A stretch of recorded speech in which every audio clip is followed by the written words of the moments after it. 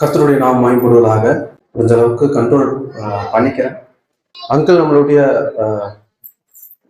Tuesday நம்மளை விட்டு மறைந்தாங்க, நெத்திரை அடைந்தாங்க. இன்றைக்கு சண்டே.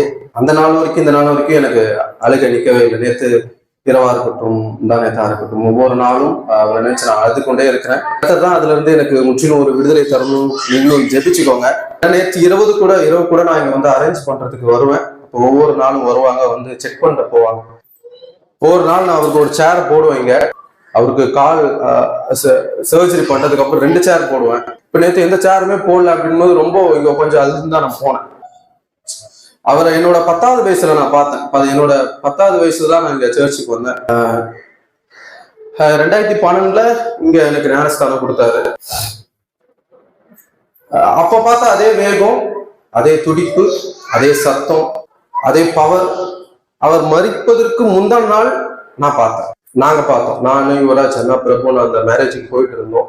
எப்போ நான் 10 வயசு அப்போ பார்த்த அதே வேகம், துடிப்பு, ஓட்டம், அது எல்லாமே திங்கட்கிழமை மேரேஜ்ல நான் யுவராஜ் அண்ணா பிரபு அந்த ரோட்ல போயிட்டு இருக்கோம். ஸ்பீக்கர்ல பயங்கரமான சத்தம், அந்த கணீர் குரல் கேட்டுட்டு இருக்கு. இன்னைக்கு மறைத்தால் நீங்கள் எங்கே போவீங்க அப்படின்ற ஒரு குரல் கேட்டுச்சு.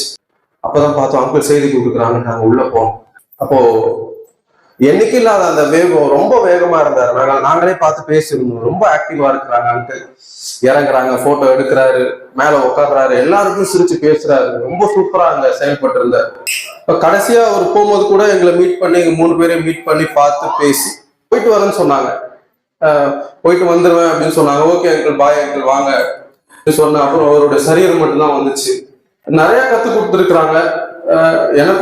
எனக்கு மட்டும் இல்ல, நமக்கு கிட்டத்தட்ட 2020 இருந்து 2025 வரைக்கும் அவரோட நிறைய நெருங்கக்கூடிய வாய்ப்பை கர்த்தர் எனக்கு கொடுத்தார். கிட்டத்தட்ட வாரத்துக்கு 4 நாள் நான் அவரை எப்படியோ பார்த்துருவேன். வீட்டு பைபிள் ஸ்டடி, 2 பைபிள் ஸ்டடிக்கு போவோம். அவர் கால் ஆப்ரேட் பண்றதுக்கு முன்பதாக நான் சொல்றேன். வீட்டு பைபிள் ஸ்டடி 2 வீட்டுக்கு போவோம். இங்க சர்ச் பைபிள் ஸ்டடிக்கு இருப்போம். சர்ச் ஆராதனை வாரத்துல 4 நாள் அவரோட நான் டிராவல் பண்ணுவேன். அவர் முடியாதப்போ கூப்பிடுவாங்க, சில இடங்கள் கூட்டிட்டு போவேன், வீட்டுக்கு கூட்டிட்டு போவேன். அப்போ நிறைய விஷயங்கள் சொல்லியிருக்கிறாரு.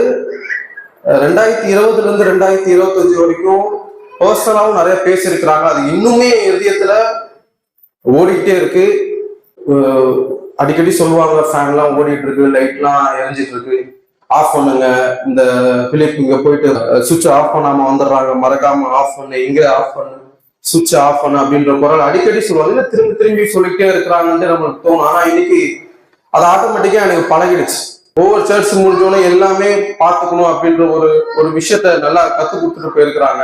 ஒரு இடத்துல எப்படி பேசணும், எப்படி பேசக்கூடாது, ஒரு மீட்டிங் எப்படி நடத்தணும் அப்படின்றது எனக்கு மட்டும் இல்ல, எல்லாருக்குமே ரொம்ப அழகா தெளிவா சொல்லி கொடுத்துருக்குறாங்க. ஒரு பக்கம் பார்த்தா கர்த்தருக்கு நான் நன்றி செலுத்துவேன். ஏன்னா எல்லா இடமும் ஓடின கால்கள், அது ரெஸ்டே இல்லை அவருக்கு. வீட்லயும் சரி, அவர் தான் அங்க எங்க போயிட்டு வேலைலாம் செஞ்சுட்டு இருப்பார். ஒரு மாதிரி இருக்கும். ஒரு பக்கத்துல சந்தோஷமா இருந்துச்சு. ஓகே, அந்த கால்கள் எங்கெங்கயோ ஓடிச்சுல, ரெஸ்ட் எடுக்கும். கர்த்தர் அவருக்கு நல்ல ஒரு ரெஸ்ட் கொடுத்துருக்கிறாரு. அவர் இலைப்பாறுதலுக்குள்ள பிரவேசிச்சிருக்கிறாரு அப்படின்னு ஒரு பக்கமும் ஒரு ஆறுதலும் தேர்தலும் கர்த்தர் தந்துட்டு இருக்கிறாரு. ரெஸ்டே இல்லை அவருக்கு. என்னதான் சொன்னாலும் கேட்கவும் மாட்டாங்க, போயிடுவாங்க.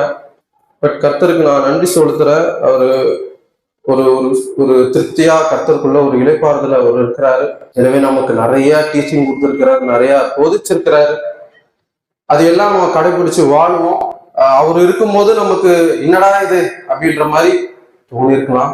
ஆனா இப்போ அதோட வலி, வேதனை, அவர் எல்லாமே அன்பு நிமித்தமா தான் சொல்லியிருக்கிறார் அப்படின்றத அவர் அப்பவே சொல்லியிருக்கிறார்.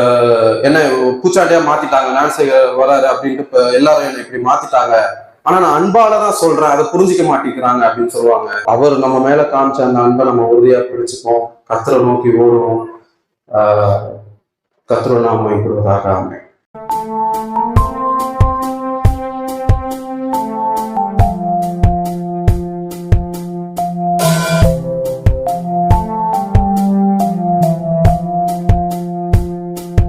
ஜோதி தோன்றும் ஓர் தேசமும் விசுவாச கண்ணால் காண்கிறோம். நம் பிதா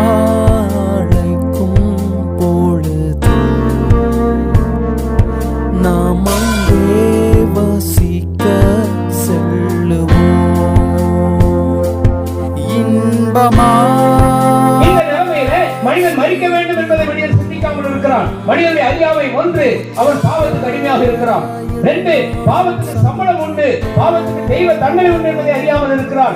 3, அவனுக்கு மரணம் வருகிறது என்பதை அறிந்தும் அறியாமல் இருக்கிறான். மரணத்தை பற்றி சிந்தனை இல்லாமல் இருக்கிறான். மரணம் ஏன் வருகிறது, அது பிறகு என்ன, மரணத்தினுடைய விளைவு என்ன, மரணம் என்பதுதான் என்ன என்பதை குறித்து அறியாமல் மனிதன் இருக்கிறான். மௌனமா இருந்து இந்த ஆடு கெட்டு போக கூடாது, இந்த ஆடு நரகத்துக்கு போக கூடாது, என்னோட பிள்ளை நரகத்துக்கு போக கூடாதுன்றதுக்காக அவர் எல்லாவற்றையுமே சுமந்து தாங்கி வேதனையை அனுபவிச்சு ஒரு தயவை நம்ம வாழ்நாட்கள்ல எங்கேயுமே பார்க்க முடியாது.